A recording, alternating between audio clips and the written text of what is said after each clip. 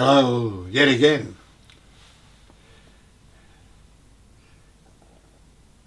The 780th anniversary of the Massacre of Montsegur. Love 179. Today, 780 years ago, 240 Cathars were led down a mountain path, down the path of Montségur, and this large palisade was awaiting them. It was set alight, and the 240 Cathars, men and women, to be herded into the flames. The Bertram Marty, who was the current bishop, Gilbert de Castro, had died of natural causes, and Bertram Marty took over. And he was a tall and slim and very serious person, but highly spiritual. And he marched into the flames first. So he just walked in calmly into the flames. Well, I shouldn't say calmly, but he certainly walked into the flames. And then the other Cathars, men and women, were just herded in by knights on horseback, and they just pushed them in. So it would have been a bit frenetic because obviously the horses were being scared and what have you, and they were worried about trampling down the Cathars because their horses could have been panic-stricken. And so this fiery event happened then. But it was terrible. There were worse massacres than there was Marmont, which is further north, and there was 400 Cathars burned at one stage.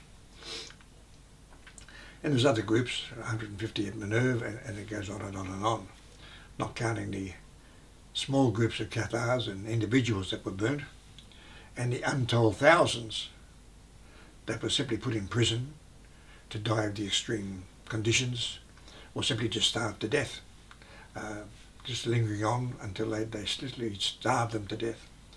So all these unknown Cathars had perished in this particular manner. No one really knows how many Cathars perished altogether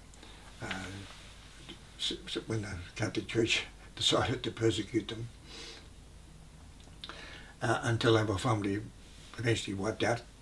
But it took the Inquisition, and so it took about 300 years altogether before the last Cathars were annihilated, both mainly in France and also in Italy. And of course we know about Guillaume Balabaste, who predicted that after 700 years the laurel will again go green. So we're already into the first few years of that particular prediction, and it is happening. And in fact, it appears that the people who the church doesn't really care for the Cathars, and they're actually, I don't know, who knows what they're thinking, but they're taking means to obstruct the Cathars wherever they can. They're taking down signs in some parts of France that talk about the Cathar paths and the Cathar trails, and wherever they can they're turning them into Catholic paths and Catholic trails.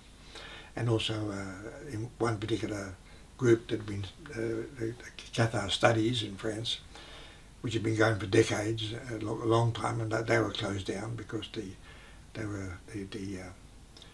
the owner or the proprietor of the building was told not to rent to them, so they had to close up shop.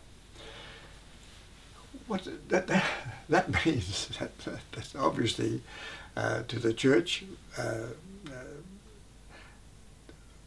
They're not happy that Catharism has resurfaced and they're back on the scene. Without going further into that, I'd mention on this particular day, massacres seem to be somewhat in favour, because in 1190 in York Cathedral 150 Jews died, and they were surrounded by the mob, Christian mob, they were being egged on by this skinny, crazy hermit, and 150 altogether died, men, women, and children. And the men realised they realised that they had no choice, and if they went out, they just would have been. Because one couple went out and they said if they were baptised, they'd be let go. So one couple went out and they took their chances on being baptised, but they were just clubbed to death by the mob. So they realised that they're going to die one way or the other. So the Jews, they actually had the men cut the throats of the women and children, and so they died straight away. And then they set the building alight. And so the rest of the surviving males, they were consumed by the flames. There was an excavation of that site in 2020. Anyway, that's beside the point.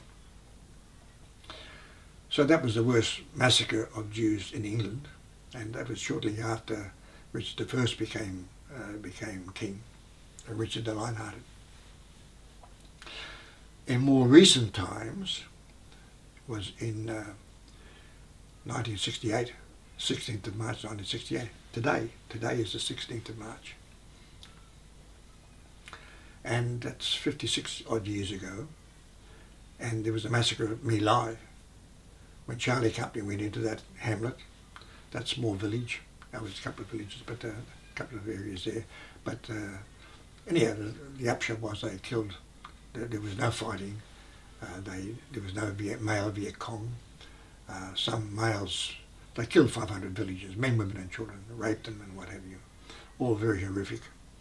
And this was stopped by a helicopter who landed, and the gunner said if they continued killing civilians, he would machine gun them. This American helicopter gunner. So he actually stopped. They'd actually stopped the massacre, which would have continued. The aftermath was that 20 officers were charged with suppressing information and hiding the events. And it was Captain Medina. He was the captain of the company, Charlie Company, and he got off, and only Lieutenant Kelly. He was to go to jail, but President Nixon pardoned him. So for that massacre of 504 women and children, all men, women, no one went to jail.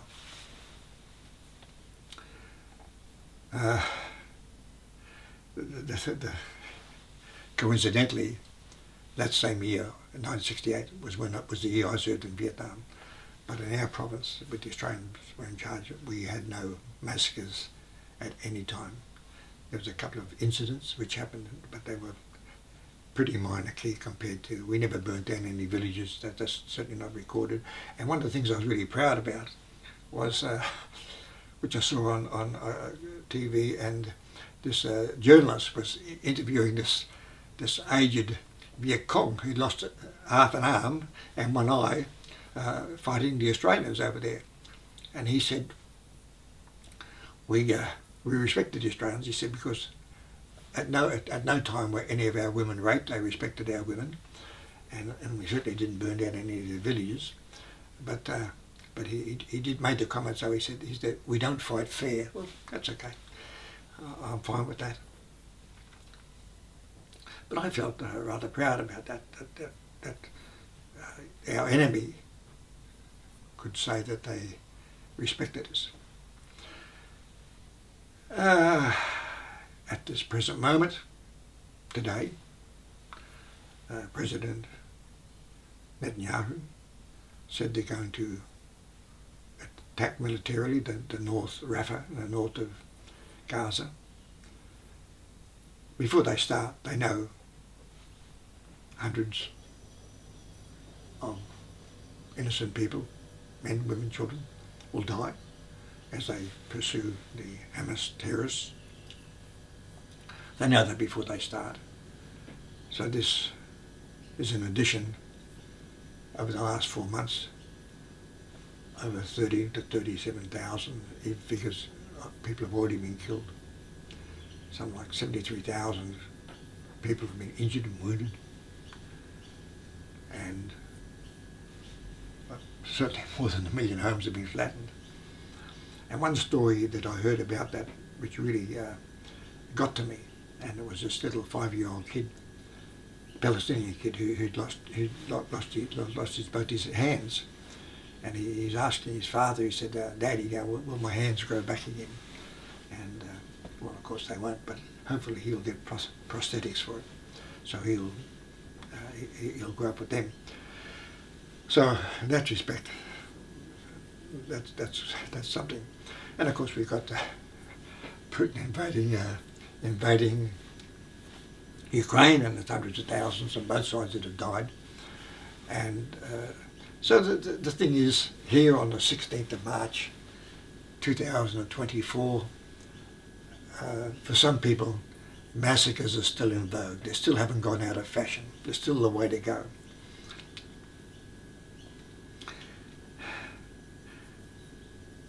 Often, deep down, there's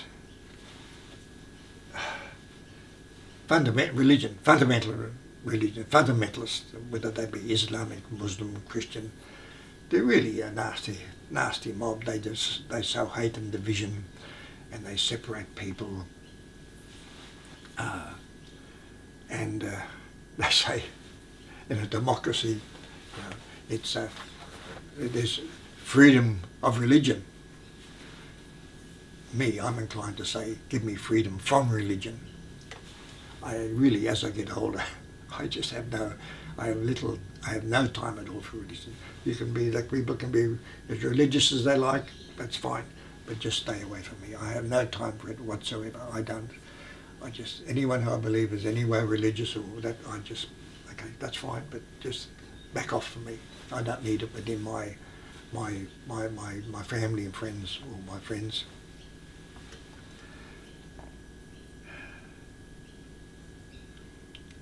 Catharism, really, the more you know about it, the more you understand it, the more one continues down the path.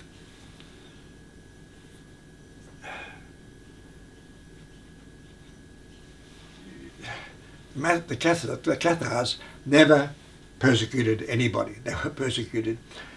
When they were around, they really had the first universities because they invited other Christians, the Catholic Church, the priests to debate and talk and understand. They had the Jews, they were highly involved with the Jewish people, the Cathar lords at the time. That they employed Jewish scholars and medicine people to do with medicine. So they were highly educated. They had the Islamic people, the Moors from Spain, and from them they gained mathematics, science, singing and poetry came from the Moors in Spain. Songs of love, and we have the troubadours at that time. Many of them were Cathars, and they sang everywhere. Love, Love did not exist. Love was there with the Greeks and the Romans, and they had their own styles of love, but it was love between people and women and what have you, and sometimes men and men, whatever, with the Greeks. And they wrote about it, they spoke about it. But when the Catholic Church came over, and the Christianity, or the church at that time was only the church, and they just simply banned it, and then suddenly love between individuals didn't exist. You got yourself a wife, yeah, but you're just the same as you got yourself a pig or a chair or a house. They were just a commodity, and the only love was to exist was between you and the church.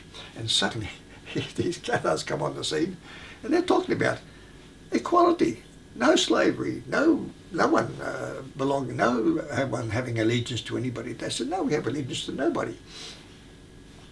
And they brought in universal unconditional love and 100% equality amongst women.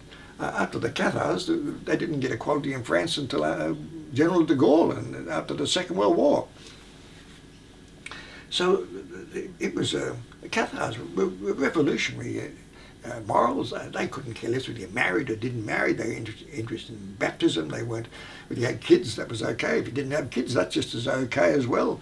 They used to say with the Cathars, you can't sin from the waist down. It's just sex. Everything to do with the body was a normal, just a normal function, and it was no better, no worse than any other function. But it certainly wasn't sinful. Whereas to the church, if it was anything to do with pleasure, it must have been sinful. So the Cathars, if you wanted to be a virgin, you could stay a virgin. It wasn't an issue.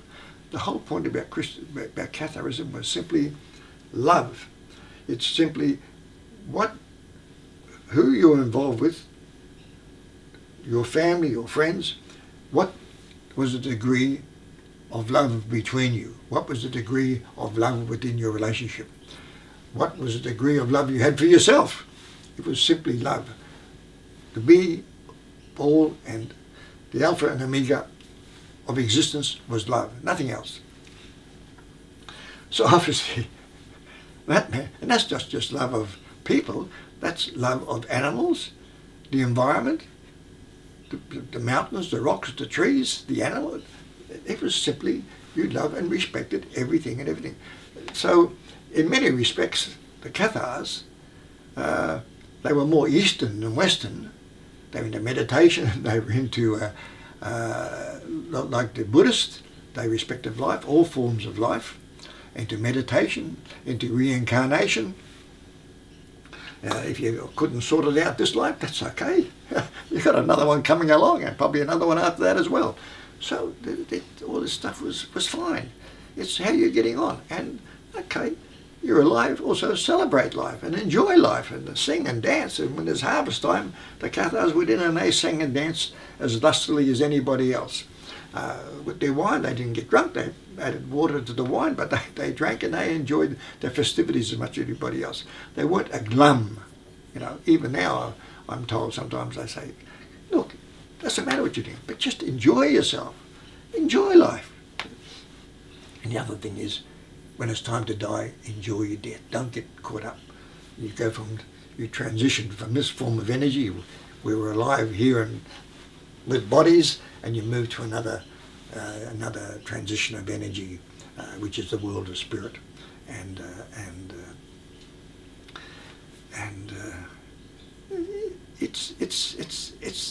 it's delightful. It's beautiful, and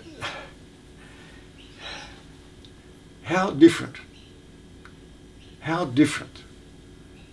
the world would be if more people followed the Cathar path, simply unconditional love, undifferentiated love, universal love for everybody and everything, everywhere. Hey, that doesn't mean to say you've got to come up and kiss them or shake their hands, but it means you do respect them. And if someone's got a different belief to you, that's fine, that's okay. There's nothing wrong with that. And allow people to live their lives. But do it, assist people where you can, but your responsibility is for yourself. And the wonderful thing about the Cathar, and certainly modern Catharism, is that nobody is better than anyone else. No one is higher or lower than anyone else. There's no bosses. There might be people who know a bit more than some of the others because they may have had a few more experiences, because maybe they're older and they've had more chance to get involved with the mystic side and the spiritual side of Catharism, and they spread that knowledge. But that's just on their journey, that's where they are. So there's no churches, there's no organisation to join, there's no fee to pay. Great stuff. Very hard to destroy when it's like that. So we're here. We're back again. We're here to stay. And this is just, as more people do, tread or follow the Cathar, the way of life, is simply better for the world. It will be a more loving world, a more tolerant world, a more respectful world. So, here today, 16th of March 2024,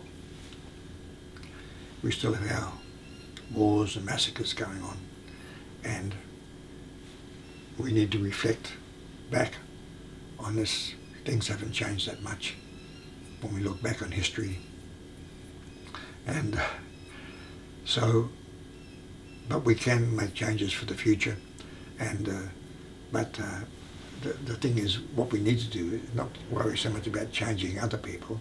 It's being able to make changes within ourselves, so we better understand ourselves. We have a better image, self-image of ourselves. When we can celebrate life, we celebrate life. When things are going on and the negative, we do what we can to assist and improve the situation. And when it comes time to die, hey, that's the time to celebrate, because as they were told, going into those flames, don't worry about it. It's like stepping over a stone.